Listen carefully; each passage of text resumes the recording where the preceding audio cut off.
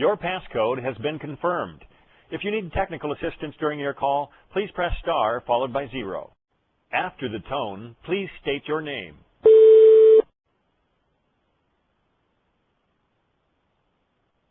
Thank you. There are 32 parties in conference, including you. This conference is in silent mode. Feature a document soon to publish called RuSH Strategies from the Field Health Promotion. Next slide, please.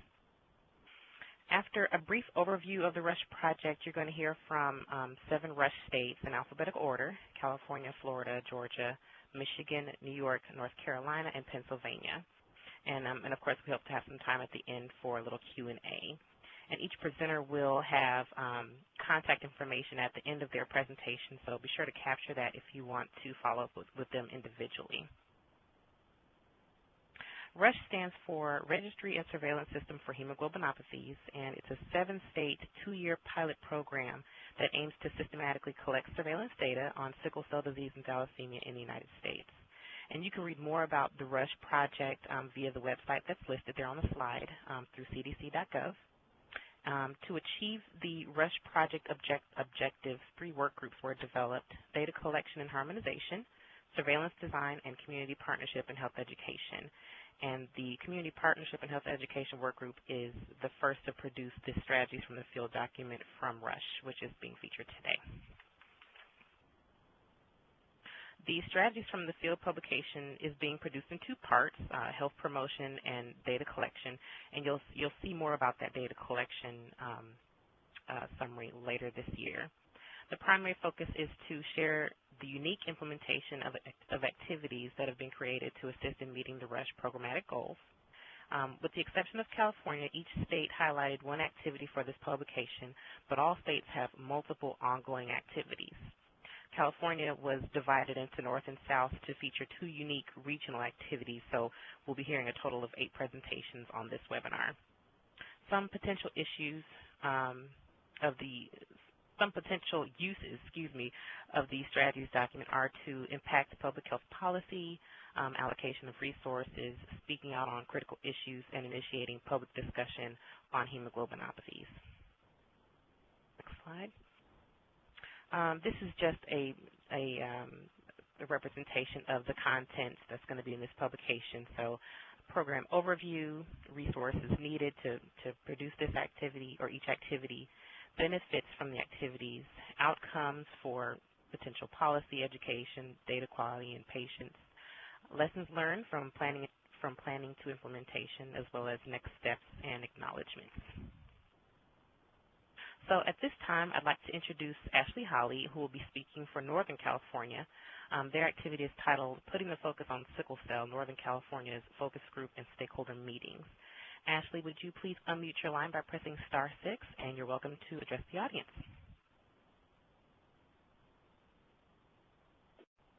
Ashley, are you there? Can you hear me?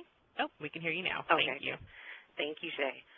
Good afternoon. My name is Ashley Holly, and I'm a study coordinator at Children's Hospital and Research Center, Oakland, and I am the project coordinator for the Northern California subcontract site for the California RuSH project. So it is very well known that individuals living with sickle cell disease and thalassemia face significant barriers to accessing health care and participating in research and public health projects, typically due to the vast cultural and linguistic diversity within the affected populations, historical mistrust between patients and providers, as well as other social and economic forces and stigmas. So we understand that care must be taken when trying to initiate new projects that might work to offend or stigmatize the affected populations. So in order to address the implementation of a surveillance program in these populations, the Northern California RuSH outreach team designed a series of focus groups and stakeholder meetings. So next slide. The purpose of these meetings that we put together were to address the potential impact of the RuSH project on the sickle cell and thalassemia communities. Specifically, the goals were really to initiate dialogue in the sickle cell and thalassemia community stakeholders on the following issues. So first was how to engage the sickle cell and thalassemia communities with the RuSH project. Next was to address barriers to hemoglobinopathy surveillance in these communities, to assess the appropriateness and appeal of RuSH messaging tools, for example, all the information statements that we were publishing, we really wanted to get some background information on how those were going to be received, and also to identify additional stakeholders that could be engaged through the project. So some of the key resources that we needed were, first, a focus group script. And we had that designed for us by Dr. Marcia Treadwell, who's a clinical scientist here at Children's Hospital Oakland. And we wanted it designed for effective qualitative data collection.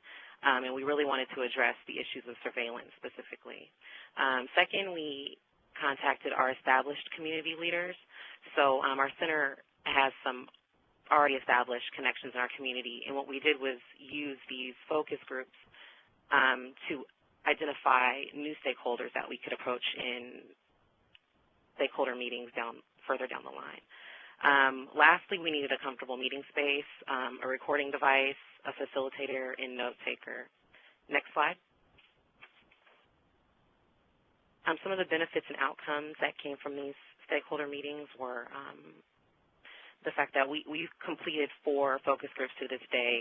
So we identified the psychosocial teams at our center for both the thal and sickle cell populations, community-based organizations, patient groups, and provider groups. Some of the common themes that we found while doing the stakeholder meetings were that patients were looking for some explanation as to the direct benefit of the surveillance in participation in surveillance, also privacy, so how their protected health information will be kept private and protected, and also the barriers to surveillance. Some of the lessons that we learned were, one is that for the educational materials that we customized, we realized that there were more audiences than we initially thought. So initially we thought language, culture, provider and consumer groups, and the general population would all need separate messaging documents. But we also found that, especially in the thal population, that there were specific generational differences. So younger people with thal would respond differently than older groups with thal. Also, we found that our educational material should be explicit about the project impact and really call for a specific action. So currently our next steps are to perform additional focus groups here at our center, and also we have submitted some abstracts, and we would hope to publish some of the data that we got from these focus groups and stakeholder meetings. So next slide. That's the end of my presentation. Okay, thank you so much, Ashley. Now I'd like to introduce Kelly Russell, who will be speaking for Southern California, and their activity is titled Resource Street, Sickle Cell Disease and Thalassemia Resources to Educate and Empower the Community, an online database serving Southern California. So Kelly, if you could please unmute your phone by pressing *6, and you may address the audience. This is Kelly Russell, and I hope everybody can hear me. I am the RuSH project coordinator at Children's Hospital Los Angeles, and I'm here to talk about Resource Street, which is an internal use database for the California RuSH team. Next slide, please. So because California is a big state and because we have lots of resources, we wanted a way to manage all that information so that we would be aware of the individuals and the organizations who work on sickle cell disease and thalassemia-related issues. And we also wanted individual users to be able to organize information in a way that worked for them. So, for example, a Northern California person could organize Northern California resources into groups that were appropriate for them. And it really allows, it makes for good communication. It facilitates communication if you're trying to reach a group of individuals or a group of organizations all at one time. So as you can see, the resources needed, of course, the computer code, and then as with any database, it's all dependent on the quality of the information that's in there and on the upkeep and the maintenance of that information, since things change, people move, addresses change, phone numbers change, area codes change, those kinds of things. So you do need somebody who is sort of doing the care and feeding of the database. But on the benefits and outcomes, you can see that it helps us see where resources are from a geographical perspective. And also when we need to reach groups of people, either to advertise events or if we are doing a survey, it's very excellent for producing mailing lists. Next slide, please. So as with any database or any online thing, not everybody is going to be happy with how it looks or how it works. And so here it's just a matter of trying to come up with something that pleases the most number of people, but understanding that not everybody is going to be happy. And our next step is to implement the geographic mapping module. And also we do have one of our community activists who is wanting to also use this database for her planning and her outreach to individuals and to other organizations. So that's it. Okay, thank you so much, Kelly. Now I'd like to introduce Lynetta Jordan, who will be speaking for the state of Florida, and their activity is titled Connecting the Dots, Building a Provider Network and Directory. So Lynetta, at this time, would you please unmute your line by pressing *6, and you can address the audience. Actually, Lauren Whiteman is going to give the presentation. Is that okay? Oh, wonderful. Hi, Lauren. Sorry.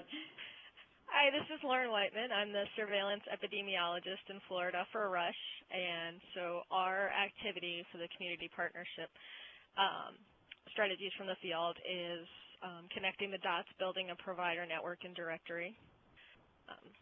So the purpose of our activity was to create basically a referral resource of hemoglobinopathy experts. When we started our RuSH project here in Florida, one of the first things we did was to put together some advisory groups, and one was a community partners committee, and that included all of the community-based organizations in Florida for sickle cell, and we have some state-funded outreach coordinators, so they were included in the community partnership group. And the first thing we heard for the first probably 3 or 4 calls was just, we have no doctors, we have no doctors. So they had a very hard time out in the community finding physicians that were willing to see sickle cell patients. So our goal was to assist the sickle cell disease and thalassemia patients in finding providers that were both experts in their field and willing to see the patients. And the other goal was just to close the gap between patients and services. So the resources needed for this project were access to the state healthcare, inpatient, outpatient, ambulatory, emergency room, and hospital discharge data, and providers of disease-specific volume data.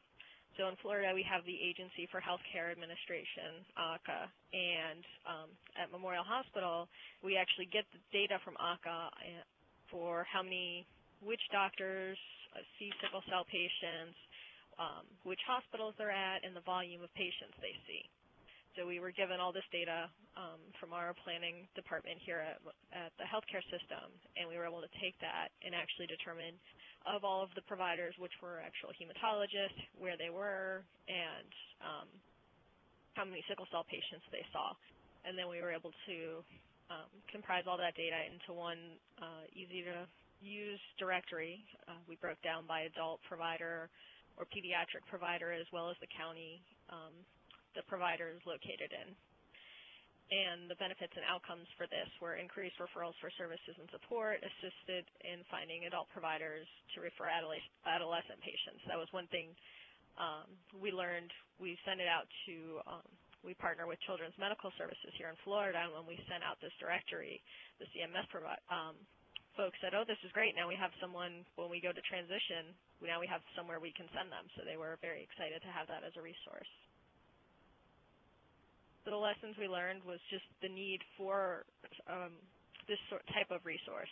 There was a great need in the state for a provider network and directory. The communication needed in the communities to create these pathways of resources, just having these conversations with our community partners, knowing they needed this resource and being able to provide it and give that to them so they can start to find people in their community to send their clients to. Gaps in the access to the providers was a lesson we learned, as well as the barriers to access, the distance traveled. We found out there were some patients, because they didn't feel there was an expert in their area, were traveling 5 hours to see a hematologist. The need for access to federally qualified health centers, insurance barriers. A lot of patients found out that there were hematologists in their areas, but they refused to accept Medicaid. So that was some of the issues they were facing. Our next steps, we're going to create a map of Florida highlighting the various geographic locations where physicians and other providers who treat hemoglobinopathies are located. And we'll be able to offer other physicians and providers the opportunity to join the mapping system. If for some reason, we don't have them in our directory, this way they'll be able to just let us know they'd like to be included. And since publication, we have been working closely with our Florida transition group, the Florida Health and Transition Services, for Florida HATS, working with them to get up-to-date provider lists. That's a collaboration of the Florida Department of Health, Children's Medical Services, the Florida Developmental Disabilities Council, and we've been working just with other partners to make sure that our directory is as comprehensive and up-to-date as possible. Yep. Great. Thank you so much, Lauren. Now I'd like to introduce Holly Avey, who will be speaking for the state of Georgia, and their activity is titled Finding Our Voice, Creating and Implementing a Community Speaker Panel in Georgia. So Holly, if you can please unmute your line by pressing *6. Hi, this is Holly Avey from the Georgia Health Policy Center at Georgia State University, and I'm speaking on behalf of the Georgia RuSH Community Outreach Project with my colleagues from the Sickle Cell Foundation of Georgia and the Georgia Department of Public Health. And if you could go to the next slide. The quotes that you see here are offered by two of my colleagues from the Sickle Cell Foundation of Georgia, which offer their perspectives on the importance of providing Spanish language materials and resources, as well as the importance of connecting the information that is offered through the RuSH project in a meaningful way to help people make meaningful change for clients in the future. Next slide. The purpose of our project is to create a speakers panel to extend and guide statewide outreach efforts for sickle cell disease clients. And the goals were to develop a panel of trained speakers, produce targeted messaging materials, and activate healthcare provider connections. We used resources from the data from the RuSH project to create educational materials that the trainers will be using when they do their outreach efforts. We're using relationships with existing sickle cell support groups to have those be the speakers for the speakers panel, and also creating new relationships. And it also required a deep knowledge of the needs and interests of sickle cell disease clients to make sure that the materials that the speakers are trained in would be relevant for the clients. We will be offering resources and access to resources for staff who specialize in outreach to Spanish-speaking communities. And we'll also be using a standardized curriculum called Baby Step Education Program for the speakers. The benefits of this particular approach include that it strengthens the link between the RuSH activities and the goal of improving outcomes for clients. And it uses that existing curriculum so that the information that's provided is consistent across the different speakers. We will be providing access to those translated materials and other resources for Spanish-speaking audiences and training the speakers in how to access those resources. We find that people would be more likely to share information that they learn with loved ones, and that will be one of the ways that the information is shaped to incorporate that perspective. And the goal is also to have the speakers who are trained in the speakers panel develop relationships with providers so that they can identify areas of high need to continue outreach efforts. We anticipate that 15 to 20 people will be trained during the speakers panel training, and that we will ask the panelists to track the number of engagements, the audience that they present the information to, and any additional resources that they may need. They will then identify opportunities for additional presentations, and the audiences themselves will be asked to provide feedback for a means for ongoing quality improvement. We've learned through the development of this process that clients really are weary of research for the sake of research. They're tired of not seeing the benefits themselves, and so that was one of the perspectives of trying to address it from this perspective. And that it really is very important to understand and respond to their clients' needs. The relationships that were already established in the building of new relationships in identifying people for the speakers panel was really key in reaching those most in need through their services they were already providing. Language translation really must be accompanied by a culturally relevant connection in order to make that useful for people, and that the materials that creatively utilize elements of Latino culture have been well received. So it's not just a direct translation of materials, but also incorporates further knowledge of the Latino culture in those materials. Our next steps will be to offer a speakers panel training at the end of this month. We have already created evaluation forms to track the impact of the speakers' activities with their audiences, and we have created posters that the speakers will be using that incorporate RuSH data that's specific to their county area so that they can really provide the most relevant information for the people in their area. Wonderful. Thank you, Holly. I appreciate it. From Michigan, we have Wanda Sherney, and their activity is titled Measuring Michigan's Health, a Hemoglobinopathy Health Status Assessment. So, Wanda, if you would please unmute your line by pressing *6 and address the audience. Wanda, and I am the CEO and Medical Director for the SCDAA Michigan chapter, and I'm a pediatrician in the Sickle Cell Clinic at Children's Hospital. And our kind of pet project for the state of Michigan for RuSH was the development of a tool that we call the Health Status Assessment. And we really wanted to use this tool to provide a snapshot of what's going on in the lives of individuals living with sickle cell disease, and not just with respect to their health, but also education, income, and other psychosocial issues that impact their ability to live with their illness. So in terms of our activities, we have a statewide program with patient advocates kind of placed strategically in the state to cover all of the patients. And what they did was to complete a comprehensive questionnaire, either in person or over the phone. And what we found was that this questionnaire also facilitated a lot of conversations, which I'll talk about in a minute. In terms of resources, we definitely needed that web-based module, which was the MICR, or Michigan Care Improvement Registry, that allowed us to enter data. We were lucky enough to have already in place our Hematology Advisory Committee, and they were really essential for two reasons. Number one, they helped us to develop the questionnaire, which we kind of massaged and improved as we went along. And also, they were helpful in allowing us to access patients that our patient advocates weren't in touch with. In terms of benefits and outcomes, I think that really one of the prime benefits of this tool is that it allows for personal contact with the families, and that allows us to collect data that we wouldn't be able to collect with the data linkages that we're all using. This is some extra data. And I know one of the things that other speakers have talked about is this idea that there aren't enough primary care docs taking care of patients with sickle cell disease. Well, one of the questions on the questionnaire is, do you have a primary care doc? You know, so if they don't, then we identify that need. And then if they do, we get the name of that doctor so that maybe we might then later refer more patients to that doctor. And the other important outcome is that our patient advocates develop an action plan. So if they identify gaps, that, for example, they ask, have you been seen by an ophthalmologist? And if they hadn't, then we would suggest that they talk to their physician about seeing an ophthalmologist so that it helps them to improve their care. And lastly, I think that this tool is in line with Healthy People 2020. For example, one of the objectives is to increase the proportion of persons with hemoglobinopathies who receive disorder-modifying therapies. And one of our questions is, are you on hydroxyurea? You know, so then if they say no, then we would at least suggest that they discuss it with their doctor and then maybe put them in line with the disease-modifying therapy.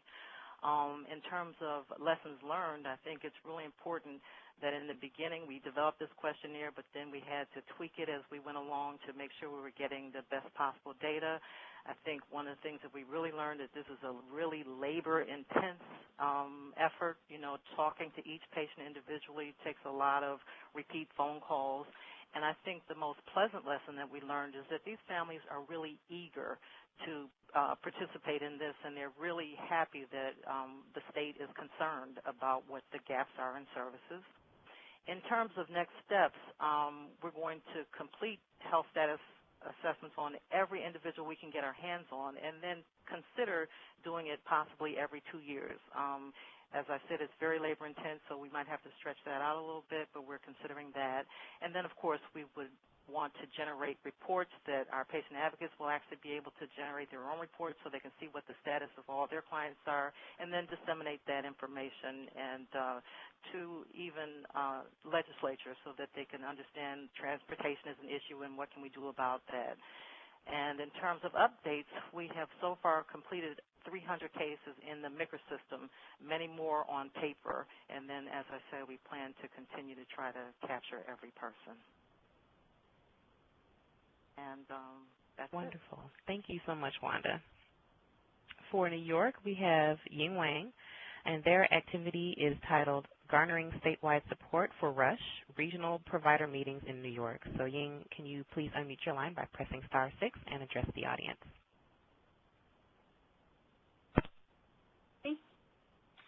Hello. Hi, we can hear you. Okay. This is Ying Wang from New York State Health Department. I'm the RuSH Project Director in New York. Today, I would like to talk about what we have done for this overall project. The title, if you see the first slide, title is Collaborative Program for Community Outreach to Healthcare Providers Specialized in Hemoglobinopathies.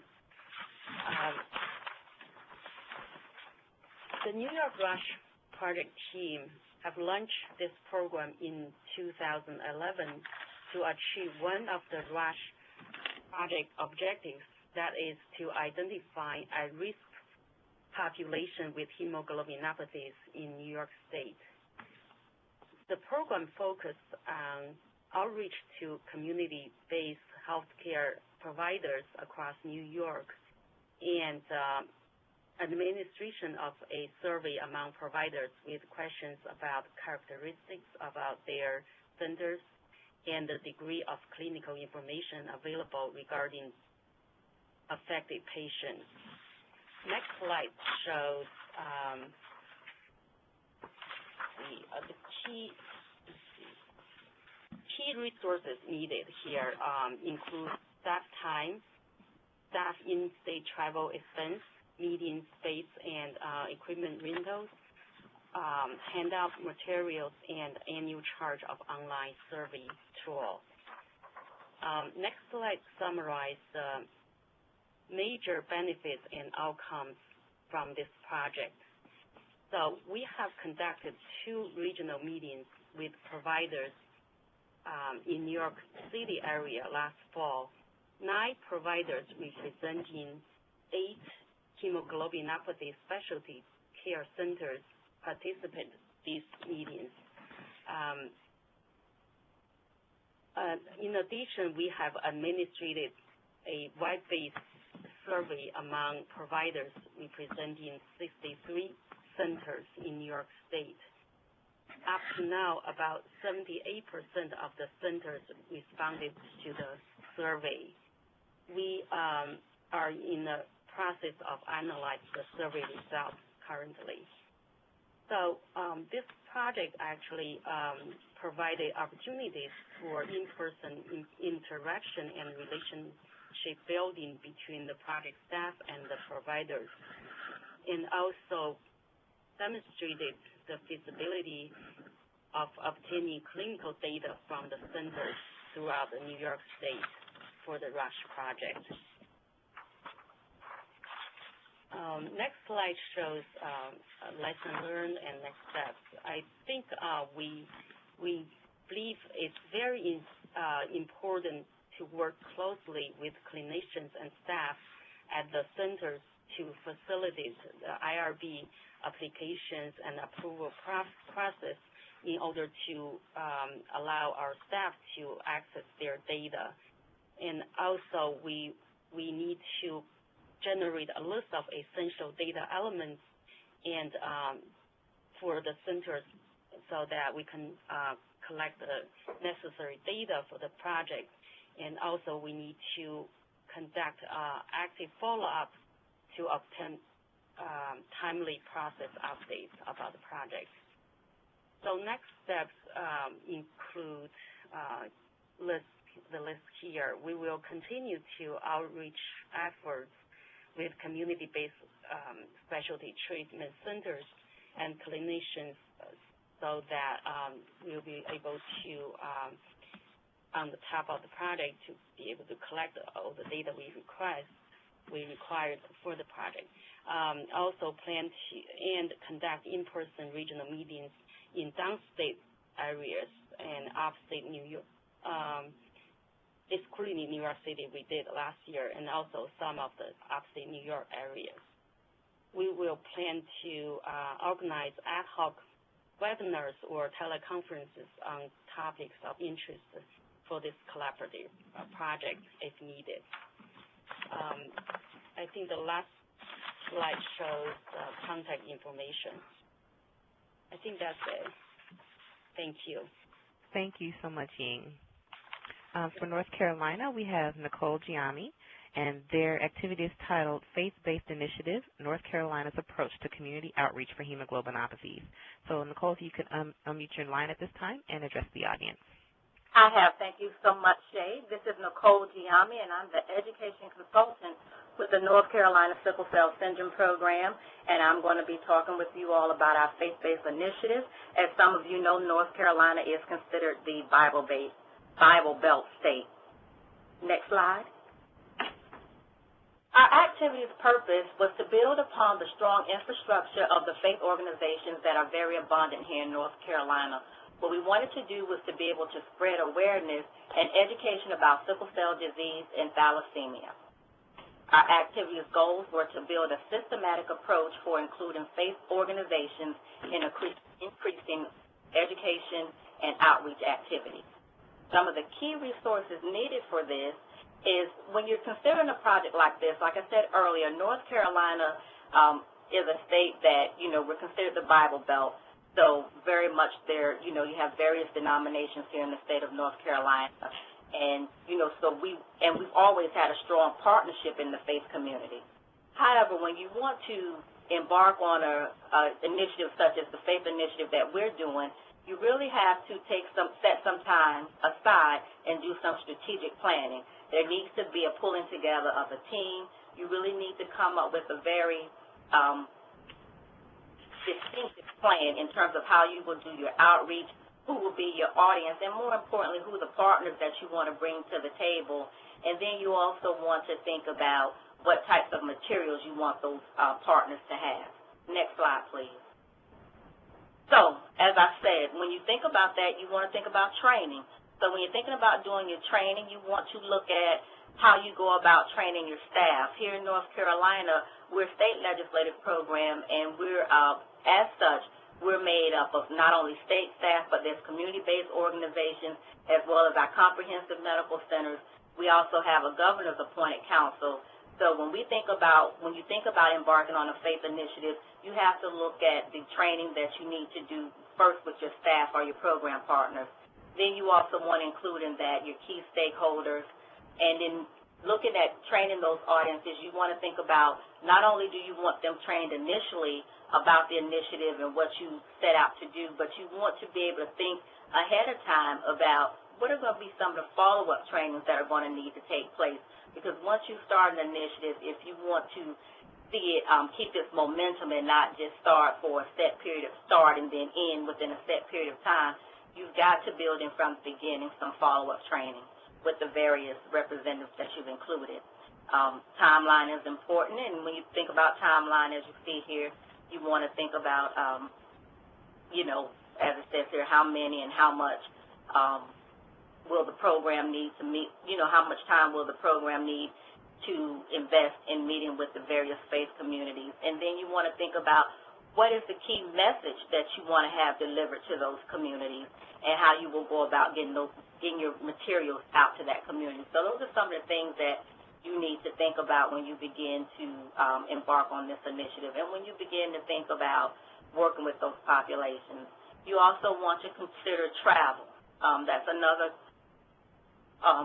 avenue or another resource that we had to consider in this whole thing. So we needed to look at, you know, you got to think about, depending on your organization or your agency and how you're funded or, you know, those different things, you've got to think about your budget. And so that means different things for a lot of different people, but certainly you want to consider that aspect of it. And then when you look at your benefits and your outcomes, you want to look at how you can enhance the awareness and knowledge of sickle cell disease and thalassemia. And then another benefit of it would be looking at your marketing. One of the things about this whole initiative, when we look at marketing, when you think about being able to reduce costs and reach a larger audience and even diverse audiences, that's one of the things that this FAITH initiative allowed us to do. You know, once you can, I think one of the most unique things that we will see and that we are seeing happening with this is once you get people trained, once you give them the information, you know, it's like tell one and then they'll tell 10 more. And then once they tell those 10, then it'll spread. And again, that's low cost because that's just word of mouth.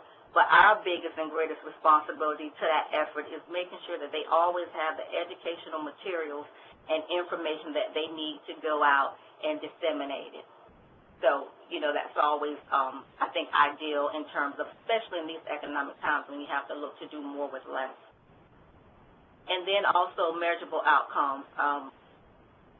In this whole, one of the things that this project has given us the opportunity to do is really look at whenever we're incorporating or whenever we're thinking about embarking on new initiatives, we want to look at developing it in such a way that you're able to have something measurable out of it, that you're able to report back to your various audiences, whoever they may be, what came out of it, what progress you're making, what success, and even what failures, if there are any that are coming, that have come out of the work that you're doing. And then one of the more important things, and one of the things we were excited about in being able to move forward on this initiative, is being able to look at how many of you may be familiar with the White House faith-based and neighborhood partnerships that was started, I think President Obama implemented that back in 2009. So one of the things as we move forward with this, it's going to be beneficial to us and maybe others if you're interested in doing this, is to really look at how what we're doing is lining up with the initiative that President Obama started in 2009. Lessons learned, sustainability, always important. You want to look at that. Can you sustain the program? How you can do that? And then again, I just mentioned examination. We want to look at how what we're doing on state level is lining up with national initiatives. And then our next step is to continue to make sure that we identify diverse faith institutions so that we continue to increase awareness and knowledge. And then also we want evaluation is important. In order to assess your effectiveness and your success, we want to be able to look at all of our materials and information and how we're delivering our messages to ensure that we're doing the type of job that we need to make sure our public is properly and correctly informed. And then updates, since the strategy document publication, we have continued to schedule time to provide presentations and trainings with various faith institutions, and we continue to work with our staff and program partners to ensure strategic and focused messaging is delivered with every encounter. Wonderful. Thank you so much, Nicole. Okay, our final speaker for today is representing Pennsylvania. Rosalind Ernest will be presenting Answering the Call, Pennsylvania's toll-free phone number for hemoglobinopathy healthcare referrals. So, Rosalind, if you can unmute your phone by pressing *6 and address the audience. Thanks, Shay. Good afternoon. My name is Rosalind Ernest, and I'm the Public Health Program Administrator for the Department of Health's Genetics Program and the State Coordinator for the RuSH Project. One of Pennsylvania's purpose or goals is to provide a mechanism to directly reach individuals with a hemoglobinopathy diagnosis. This unique partnership has resulted in a collaboration to establish a toll-free number, which is 1-855-4-SICKLE, that allows individuals with sickle cell disease or thalassemia to connect with regional community-based programs and comprehensive hemoglobinopathy programs and enroll in appropriate care. Of course, the primary resource needed are the establishment of the number through a telephone service and partnerships between community-based organizations across the state and the State Health Department. Various personnel with necessary credentials and appropriate training are needed to answer the calls, complete the call script and intake forms, make referrals, and follow up on the caller's care. Flyers, posters, and radio advertisements have been developed to advertise the toll-free number, and marketing was targeted to media outlets most popular among key ethnic groups, as well as frequently accessed locations such as supermarkets, churches, schools, public transportation, and area healthcare providers. Of course, the cost of this program depends heavily on the telephone service utilized, the number of staff, and the required credentials, advertisement of the toll-free number, and any modifications to the data systems to provide required reporting. Next slide. The primary benefit of the toll-free number is the ability to provide a direct connection between individuals with hemoglobinopathies and comprehensive care. This will also give these individuals an opportunity to be included in state prevalence estimates, as well as to generate high-quality individual-level data. Pennsylvania anticipates the data will be informative regarding the demographics, barriers to care, and the ability to conduct GIS mapping for pockets of individuals with hemoglobinopathies to provide effective and continuous care. And some of the outcomes anticipated are more accurate and reliable information on the number of individuals and families living with sickle cell disease and thalassemia, to improve knowledge and awareness about sickle cell disease and thalassemia, and increased access to health care, education, treatment, and supportive services to individuals and families affected by sickle cell and thalassemia by connecting patients to comprehensive care centers, and the information obtained by the state will be more reliable for predictions for state resources needed and allocations. Lessons learned is appropriations should be made to anticipate delays in program implementation, such as working with the telephone service provider and coordinating the logistics of connecting each caller with the necessary service and follow-up. And a thorough and organized process is needed to facilitate a clear and comprehensive plan for disseminating information about the toll-free line to consumers and making sure that all healthcare providers are on board with the procedures and the technical aspects of the toll-free line are working properly. Next steps is an assessment of the first month's activities for the toll-free line and will be incorporated into an ongoing operations and training.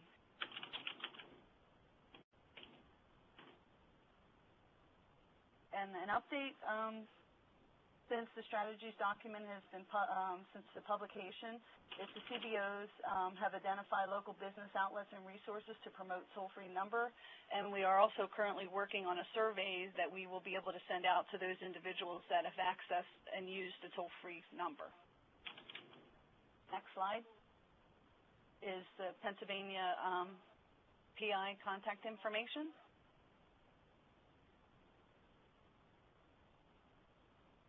All right. Thank you so much, Roz. And I'd like to thank all the RuSH State speakers for presenting today. And now we're going to turn it back over to Mary Houlihan for Q&A. Thank you so much. We're now going to open the lines for questions. So if you have any questions, please remember to unmute your phone by pressing *6. And also you'll need to raise your hand electronically, and your names will be called in the order that those questions are received. So if you have any questions, you can raise your hand electronically, or if you don't have access to a computer, if you want to just press *6 and state your name and ask your question. We have all of the speakers available.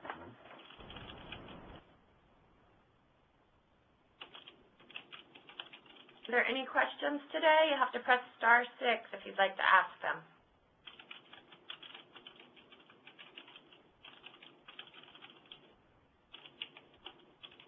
Okay, well maybe everybody wrote down the contact information and they have individual questions they would like to ask of the speakers.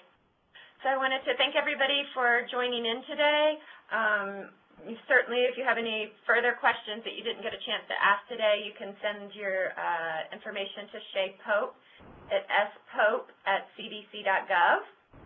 And just to let you know, the next webinar is going to take place on Thursday, April 26th at 2 p.m.